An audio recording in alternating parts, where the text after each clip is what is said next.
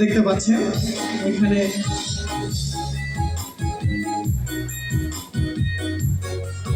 দুটি ডিব্বা আছে।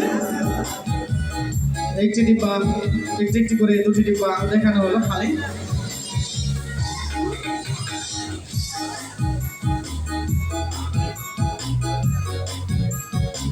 কিছু পাতা, গাছের পাতা,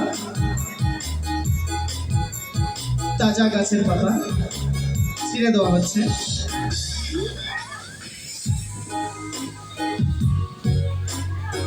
এবার এটাকে বন্ধ করে দেওয়া হলো। এখন জাদুকরটা ম্যাজিক করবে এর উপরে। দেখা যাক এই গাছের পাতা দিয়ে জাদুকরটা কি তৈরি করে।